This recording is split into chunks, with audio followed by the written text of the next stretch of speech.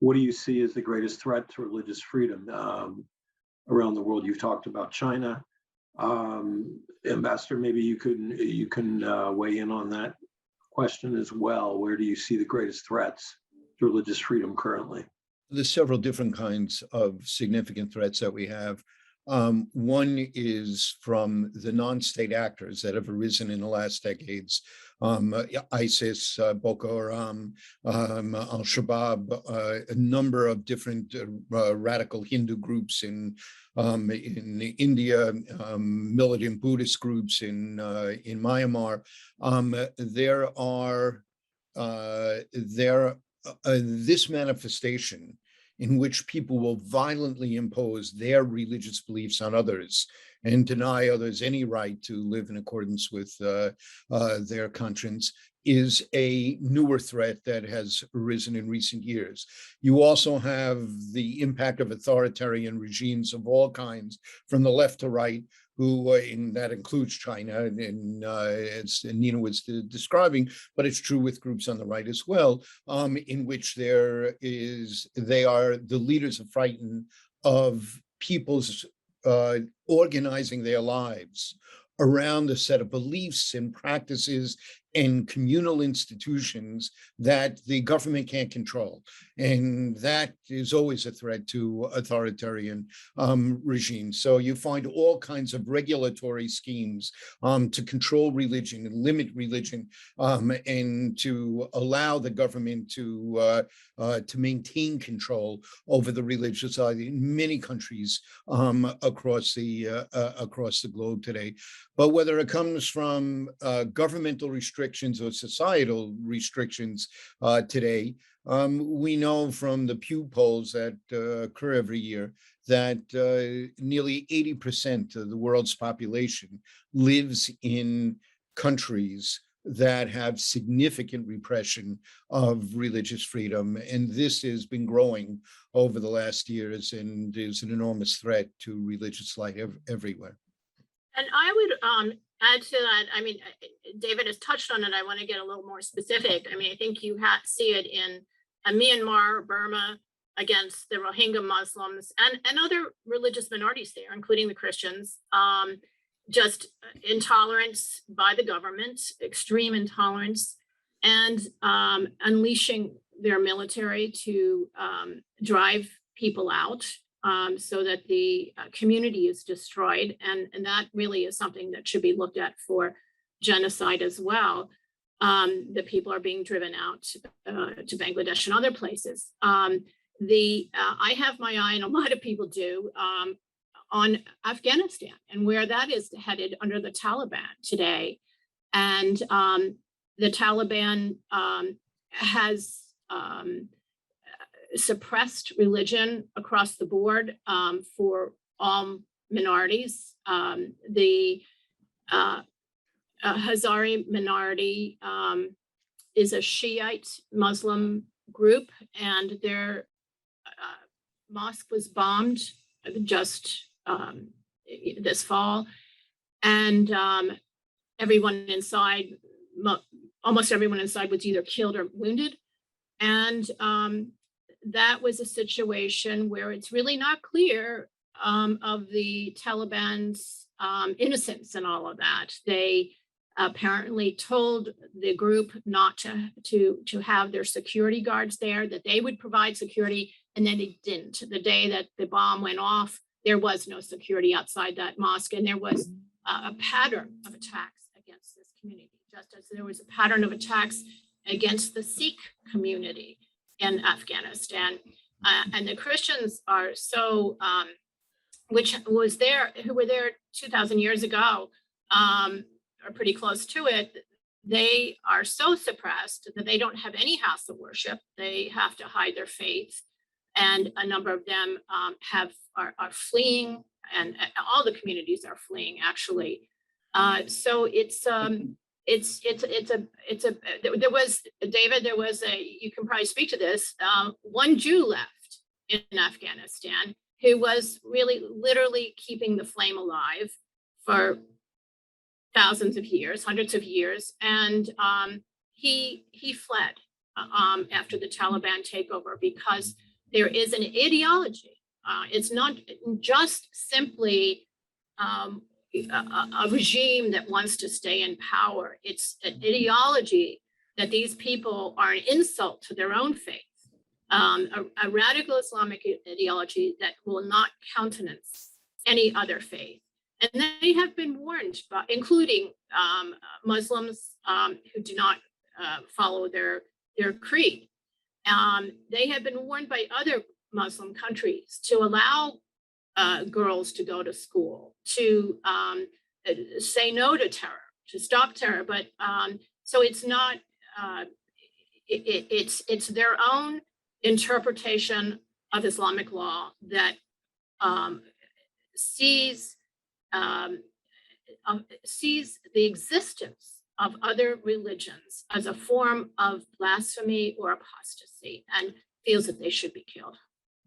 Let me just add one more threat here, not at the same level, but a growing one that we should all be aware of, which is the threat that comes from secularism, sometimes from the left, in efforts that constrain religious observances that are very important to a number of faith groups, banning in the name of animal welfare, halal slaughtering, or kosher slaughtering, or disallowing male circumcision. Here, there are ideologies on the left that also are calling into question the entire enterprise of religion that are as well here. I just want to push back a little on one thing that Nina said. It's more of a springboard off of something that you said, Nina. Here, I think we sometimes make a mistake for this that undermines our efforts on behalf of religious freedom and human rights in general by trying to qualify the worst of them as a form of genocide. Horrible things happen that do not technically meet the definition of genocide. Crimes against humanity, ethnic cleansing is not an international legal standard. It's something that we use in common, but you would wipe out cultural genocide, may not meet the criteria of legal genocide here. We should be careful about not falling into the trap. It doesn't matter to me whether the ethnic cleansing of 1 million Rohingya Muslims technically meets genocide or it doesn't. It wouldn't matter to me if the Uyghurs who are being subject to cultural genocide, but on top of the physical effort to restrain forced sterilization and prevent births from happening, that does violate the genocide treaty. If that weren't happening and it was only the concentration camps, only the cultural genocide, it would be horrible. North Korea, that may be the greatest oppressor in the world of religion or human rights in general, may not technically be committing genocide, but it is horrific what is happening there. The cultural genocide against the Tibetan Buddhists, what the Soviet Union did against Jews before the fall of the Soviet Union. They may not technically have violated genocide, but they are equally horrific in terms of religious freedom and the right of people to live out their religious lives and practices, and to have other human rights that are absolutely destroyed by such regimes here. So just a minor tweak in terms of this tendency sometimes to feel the need to qualify something as genocide to really raise the attention of the world. We're in a trap if we do that, because so many horrible things happen that don't meet that definition, including widespread oppression of religious freedom in many places across the globe. No, I don't think we disagree. The international definition, of course, of genocide is destruction of whole or in part of specific communities, including religious communities. It also requires an intent to eradicate. So the intent is very important. And that's, I think, really was what was the turning point in China was the recent revelation by the Chinese government of their population numbers, and information from hospitals and doctors that indicated that there were a disproportionate number of forced abortions and sterilizations in the Uyghur community, and that their numbers had plummeted relative to other areas of China. So that was absolutely right. That's why I said it does meet the definition. Yeah. In that case, we shouldn't be trapped into thinking that if the Rohingya doesn't, if what's happening in Tibet and Buddhist doesn't, that somehow that they're off the hook about that. And I know you agree with it because you've spoken out on all of these. I simply wanted for the video here just to raise that as a generic concern. So I think you both outlined very well the challenges that are out there to religious freedom. You've outlined the different, the prime violators of religious freedom, from the Chinese government to the North Korean government to organizations like Boko Haram in Nigeria. But let me ask you the very easy question. Given all these challenges, how do democracies respond to these violators? How do they stand up and prioritize religious freedom in their foreign policy? And Ms. Shea, let me direct that to you to start, and then Ambassador Saperstein, please jump in after. Well, I'm encouraged about one thing. There is a trend now to emerging trend in the last couple presidencies to identify genocides, religious genocides and other genocides while they're still ongoing, so that we're not waiting for decades or a century to declare it. Because that's the first step, is to acknowledge what is going on, and moral shame. And I think that's going to be extremely important in a place like China, which is trying to sell itself as an alternative model around the world. People need to know the atrocities that are going on there. It's important in building a case against a government. For example, in Nigeria, where I've done a lot of work recently, there is in northern Nigeria, Boko Haram and ISIS now, and also it looks like an increasing radicalization and extremism in some of the tribes. And the government allows this to continue with impunity. They do not investigate and do police reports. They don't prosecute. They don't punish for the worst atrocities, massacres of entire villages of people. And it's important to shine the light on that and to start a serious compilation of facts and investigation, because the government doesn't do it. And we do hold leverage over President Buhari in Nigeria, and we are not using it. We are saying that this is a climate change issue, almost entirely a conflict between two rural social classes competing over scarce resources. That is how the State Department has framed this situation. And there's no immediate solution to that. So it's in my view, this violence can be stopped and should be stopped by their own government, and we need to press them on doing it. So democracies are not,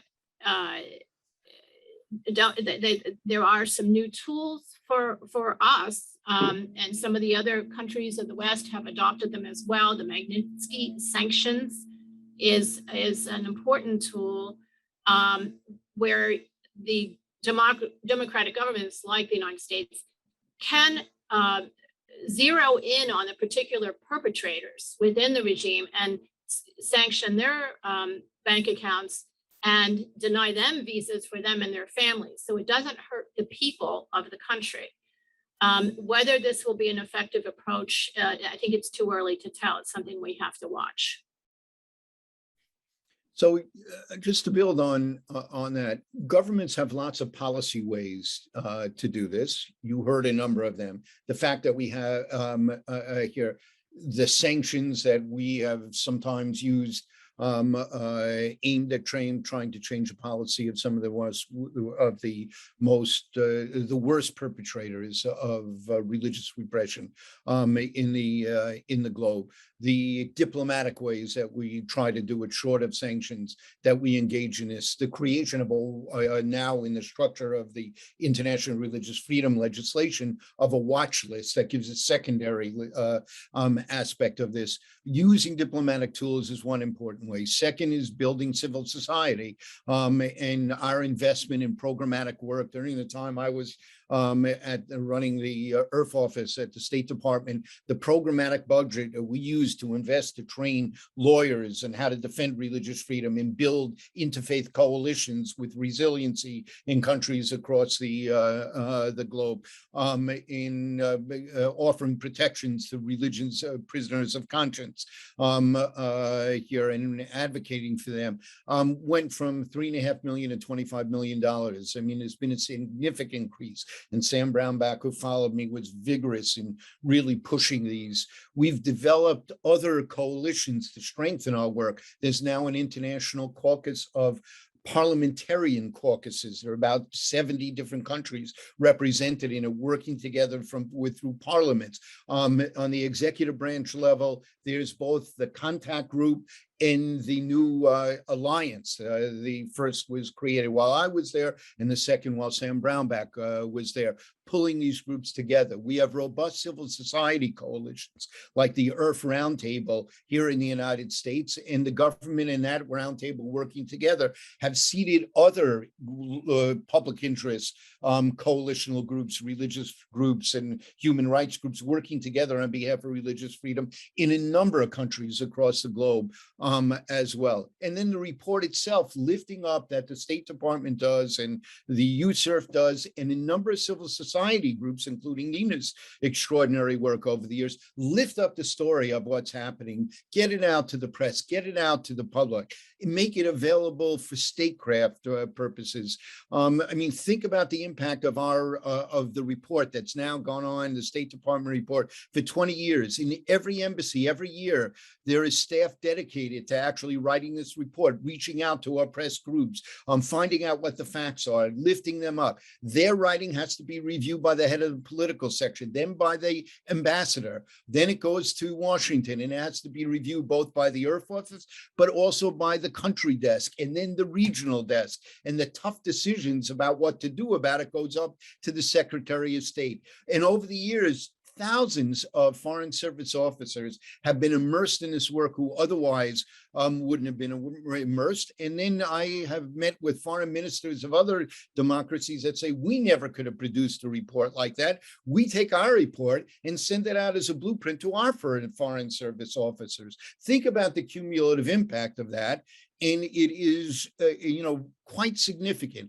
The real challenge is changing the behavior of dictatorial, autocratic, repressive regimes is a very complex thing to do. It isn't a simple matter that can happen in a month or two or a year just by pressing a button. It takes a long, coordinated effort of building broader human rights and democratic proto-institutions during oppressive times and strengthening the ones that become formalized in countries and building civil society and building rule of law mechanisms in those countries, using international levers to do it. It's a big undertaking, but I'm proud of the leadership of the United States of America in standing up for the need for this to be much more of an international norm in the last 20 years than it had been ever before in our history.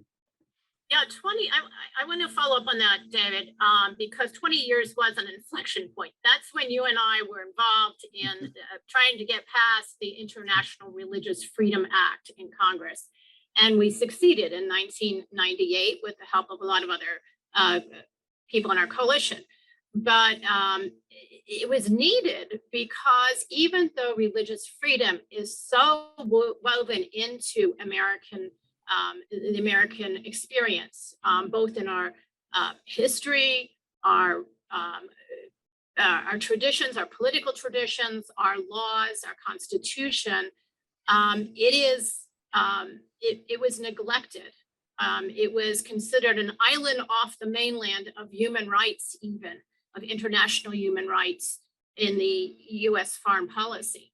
And so those of us working in this area were convinced that we really needed to have legislation that would establish an office of religious freedom, and the ambassador at large, which David filled, and during the Obama administration, and the U.S. Commission on International Religious Freedom and the report that both of those entities, both the ambassador and the USCIRF, as we call it, U.S. Commission on International Religious Freedom. And I want to mention that David was our first chairman of that commission as well. And Nina was one of the longest serving people ever to serve on the commission. A long So time you have two commissioner, for sure. pioneers of this work. And I'm proud of the fact, Nina, that you and I, and we have different political views on issues here, but we were really committed to getting unanimity and consensus wherever possible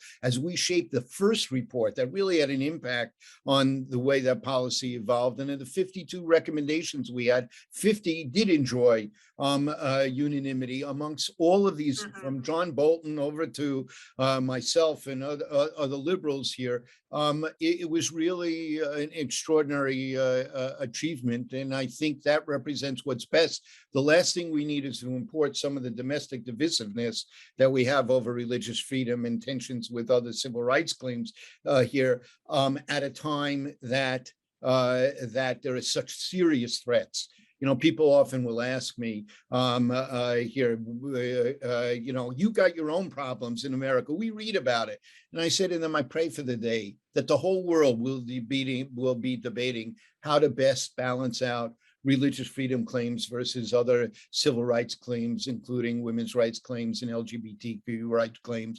Here, I pray that will be the dilemma across the globe, because we have hundreds of millions of people who are suffering from repression, who are being persecuted, ethnically cleansed, victims of genocide, put into jail, tortured, here, etc. It is so different, the problems we have here in America, as opposed to the problems that so many people face across the globe. And people like Nina and myself with such differing views can work together very smoothly to say we can make a difference for those people, and we're called to do that. Yeah, billions of people around the globe are extremely religious, and even as the West secularizes, I think sometimes we fail to understand the depth that people are go to try to practice their religion, and how important it is for them. And religious freedom, because of what Congress did back in 1998, and since then, it's been strengthened. Religious freedom in our foreign policy is a priority. And it really is, I find it very confusing to hear our political leaders sometimes say it should no longer be a priority. Religious freedom and other should be the same as equal with other rights. Now, we've signed on to a lot of rights under international law. We should fulfill those obligations equally. But there is religious freedom in international law is a non-derogable right. It means that even in times of emergency, they can't be put aside. Our Congress has passed legislation creating its own office and reporting system. Now, there are other rights that have been elevated like that too, like trafficking. Human trafficking is another example in our own State Department, where there is a separate office and report, and has been prioritized. So I think that we need to stay on this. It plays out. It's playing out right now on the ground in Afghanistan, where the religious, even though the Taliban and the various non-state actors, the ISIS and Al-Qaeda, both have a presence there, are targeting and hunting down religious leaders from minority groups. Yet they do not have priority status to enter the United States. The leaders of those groups do not have priority status. The allies of American military have priority status for coming to the United States for refuge, but the religious leaders who are targeted by the ideology of these extremist groups there, including the Taliban, and the Taliban have been known to kill Christian aid workers when they were last in power, and those people are fleeing for their lives. They're in hiding. And so it really is meeting, it is part of the granularity of foreign policy. And this theoretical conversation is extremely important because we have to get the basics right. And Nina and I think certainly agree on the history of the Earth Enterprise here, in that it was kind of, from liberal terms, an affirmative action program to take a fundamental right that had been disregarded, treated as a second-class right here, both by regional human rights courts, by international human rights organizations, by most of the democratic governments, and to lift it up, from my standpoint, to be at the level that other core human rights were. There is this debate of whether or not religious freedom should be lifted above other rights, and I think that that would be a mistaken way to think about it. First of all, you can't separate them. You don't have any of the other human rights if people can't live in accordance with the peaceful practice of their religious conscience to begin with. But you don't have religious freedom if people can't speak freely. If there's not freedom of speech to speak from the pulpit, to speak out publicly on issues, to speak your religious conscience, you don't have religious freedom. If you can't print, and you can't print your prayer books and your educational materials and your sacred texts here, you don't have religious freedom. And if you can't have a right of association, you don't have religious freedom. Human rights and religious, of which religious freedom of one, are all bound together. And the fact that structurally we help lift religious freedom up to a right like the others, I think is one of our great achievements. But it would be a mistake to treat the others as kind of secondary rights and religious freedom. And there was some sense that the prior administration was doing that in ways that some of us really felt would actually undercut religious freedom. And if we have time to talk about the interaction between religious freedom and democracy, I think it will demonstrate even more so the logic of what I'm saying. Well, I think there's a tendency, David, if I can push back on that point a little bit, to conflate this label of hierarchy of human rights, of claiming that the proponents of religious freedom are trying to create a hierarchy where religious freedom is at the pinnacle and nothing else matters, and setting priorities.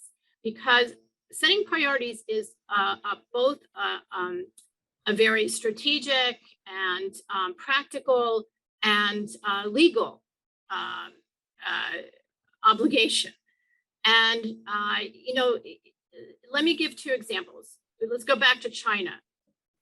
China, the religious communities, the religious groups are basically the only remnants of civic society in China. They have a support system, an infrastructure, tenets and beliefs that are distinct from the Chinese Communist Party. And you really can't say that about any other group in China. Yes, there's the business community, but they don't have any type of solidarity or community. They're in competition with each other often. And another example, so it's a priority. There is no free press in China. There should be, we should be talking about it. But when it comes to defending people who are being persecuted, the religious communities are going to demand a lot of attention just because there's a lot more of them. There are millions in China. There are not millions of journalists because they've been terribly suppressed. The other example I want to give, and I know you want to respond, is again, northern Nigeria, which is emblematic of a lot of places. Again, the religious communities in the north are basically the only outposts of civic society. These are rural, very poor communities hit by terror, and these religious communities run aid programs, health clinics, hospitals, and form and serve as a voice for these people. So there are no journalists in northern Nigeria that are real journalists. There are some citizen journalists, but journalists are afraid to go there. It's so dangerous now. We don't disagree on any of this that you're just saying. It, to me, affirms the integration of human rights, and of which religious freedom is one. You can't have any of them without the others about it. And I think we may disagree over, respectfully, that there were many of us that in the last administration believe the embrace of autocratic rulers and autocratic regimes by our administration and the downgrading of other human rights really undercut democracy and human rights in general, and religious freedom at the same time. We may differ about it, but I don't think it's essential for us of what these folks were hoping the conversation would be. So we probably ought to let them go on here. Well, one last point I'd like to get in, because we haven't touched on it, and that is the religion. You had mentioned it briefly, David, and that is that religious freedom became a second-class right, and it was neglected. And we saw that play out even with our aid programs. We give a tremendous amount of aid from USAID, and it's something in the area of $25 billion a year gets spent, and the victims of ISIS in northern Iraq were overlooked by the UN. We gave our aid to the UN to be distributed there on the ground, and they did not receive aid for about 4 years. And the last administration did have to go in and put someone on the ground to make sure that these Yazidis and the Christians were getting their fair share. They were getting virtually no US aid for years after ISIS attacked them, and they survived what the US State Department, Secretary Kerry, your Secretary of State, declared to be genocide. Well, here, that's a more complicated issue that I'm proud of what the Trump administration did in this regard. I think it misrepresents what happened in the prior administrations, both Bush and Kerry, and Clinton. That's another discussion.